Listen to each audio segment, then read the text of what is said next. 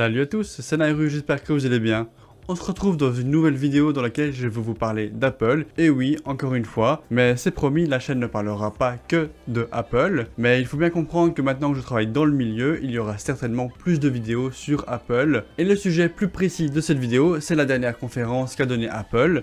Je sais, ça date un peu, mais je voulais vous donner quelques précisions supplémentaires qui n'ont pas été divulguées lors de cette conférence.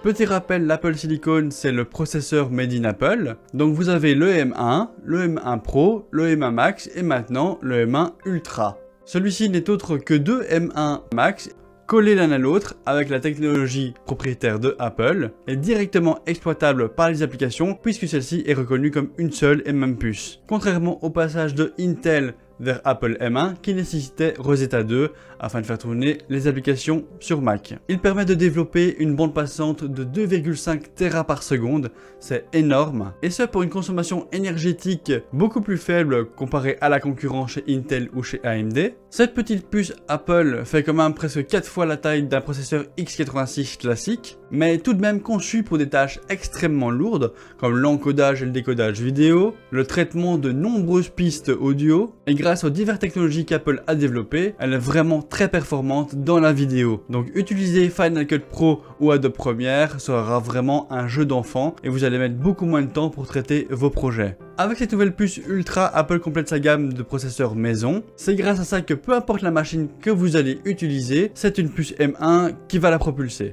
Et oui, que vous achetiez un MacBook Air, un MacBook Pro 13 pouces, un MacBook Pro 14 ou 16 pouces, un Mac mini, un iMac 24 pouces, il y a une puce M1 dans ces machines. Ce qui me permet d'enchaîner directement sur le sujet suivant. iPad Air 2022 exit la puce A14 et bonjour le M1. Apple uniformise bel et bien toutes ses gammes de produits petit à petit. A mon sens, cet iPad est certainement le meilleur rapport qualité-prix, bien que son grand frère l'iPad Pro se démarque dans certains domaines, mais il faudra vraiment se poser la question, est-ce que je prends un iPad Air, est-ce que je prends un iPad Pro? Donc sans plus attendre les petites spécifications techniques, cet iPad Air 2022 dispose d'un capteur photo de 12 mégapixels, qui est très utilisé chez Apple depuis longtemps et qui est maîtrisé. La version cellulaire de cet iPad pourra embarquer de la 5G, et évidemment, il y a quelques nouveaux coloris. Niveau stockage, vous avez le choix entre 64 ou 256 Go à 699 € ou 869 €. Et si vous voulez de la 5G sur votre iPad, on dépasse les 1000 €. Donc cet iPad on a quand même dans le ventre et grignote un peu de terrain à l'iPad Pro. Donc si vous pensez acheter un iPad très bientôt,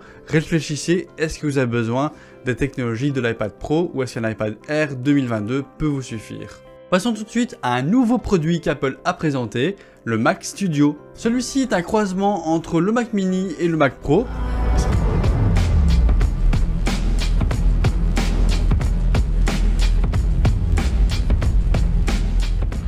Ce Mac survitaminé pourra disposer d'une puce Apple M1 Max ou M1 Ultra. Et qui dit deux puces différentes, dit deux systèmes de refroidissement différents. Le M1 Ultra dispose d'un dissipateur au cuivre, deux ventilateurs ultra silencieux qui permettent de dissiper la chaleur de façon exceptionnelle. On sait aujourd'hui qu'il y a deux emplacements pour SSD mais au format propriétaire. Est-ce que le second slot permet d'étendre le SSD ou est destiné à autre chose? Ça on ne sait pas pour l'instant. Ou est-ce que justement quand vous achetez 8 Tera de stockage sur ce Mac, est-ce que vous n'avez pas plutôt deux disques de 4 Tera qui sont montés en RAID 0?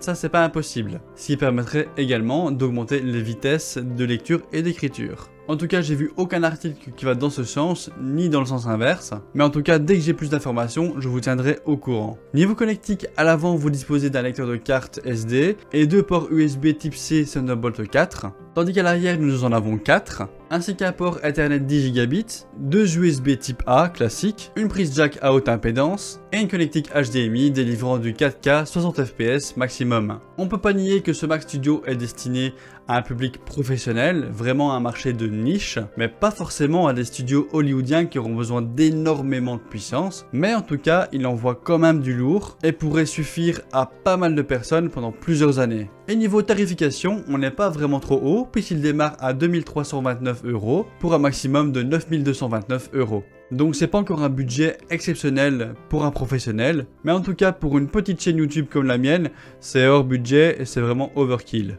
Sans oublier que ce Mac Studio est livré sans clavier ni souris et sans écran. Mais l'écran, parlons-en, puisque voici la deuxième nouveauté d'Apple.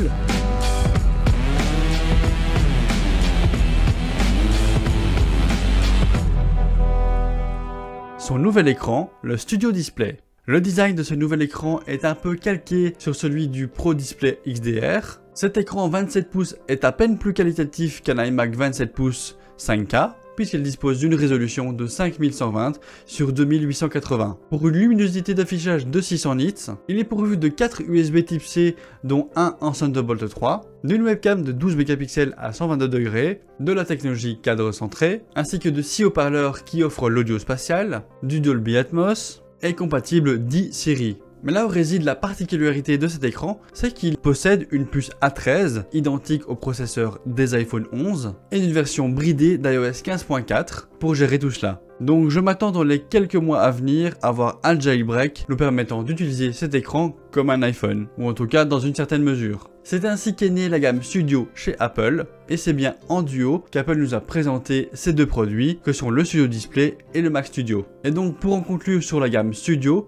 je pense que celle-ci vient remplacer directement l'iMac 27 pouces puisque celui-ci n'a pas été renouvelé lors de cette conférence. Il y a cependant un petit détail qui me titille, puisqu'on peut tout de même voir sur le site d'Apple iMac 24 pouces comme s'il existait un autre iMac alors qu'il n'y en a aucun en vente pour l'instant. Donc peut-être qu'il y a un iMac 27 pouces en gamme Pro qui devrait arriver, ou en tout cas avec une refonte totale. Enfin, moi ça me plairait d'avoir un iMac 27 pouces remis au goût du jour. On enchaîne tout de suite sur le nouvel iPhone, l'iPhone SE de 3ème génération 2022. 1, 2, 3, 4. Le téléphone d'entrée de gamme d'Apple a bien sûr été renouvelé avec les technologies actuelles. C'est ainsi qu'il embarque le même processeur que l'iPhone 13, à savoir le A15. Grâce à ça, cet iPhone SE de 3ème génération disposera de la 5G, mais pas la même 5G que l'iPhone 13, mais d'une 5G un peu bridée. La batterie est sensiblement la même, mais le processus d'utilisation de celle-ci aurait été optimisé, grâce notamment à cette puce A15 qui gère beaucoup mieux l'énergie de l'iPhone. Et niveau performance, on aura un gap de 20 à 30% à peu près par rapport au SE de génération précédente. Et cet iPhone bénéficie également de la technologie Deep Fusion, qui est un traitement photo appliqué uniquement sur l'iPhone 13, ce qui permettra de sublimer vos clichés. Le design quant à lui ne change absolument pas, c'est un design qui ne coûte plus grand chose à Apple. Bref, vous avez un téléphone performant, puissant, avec pas mal de technologies actuelles, sans être trop cher, mais évidemment il y a moins de technologie que sur un iPhone 13, c'est normal. Ce téléphone est plutôt adressé aux primos arrivants ou aux jeunes, qu'il faut évidemment convaincre et attirer vers la marque avec des produits pas trop chers. Pour 64 Go, vous allez dépenser 529 €, comptez 579 pour le 128 et le 256 est quant à lui à 699 €. Pour l'info suivante, restons dans les iPhones. Un iPhone 13, 13 Pro, 13 Pro Max d'une nouvelle couleur, le vert.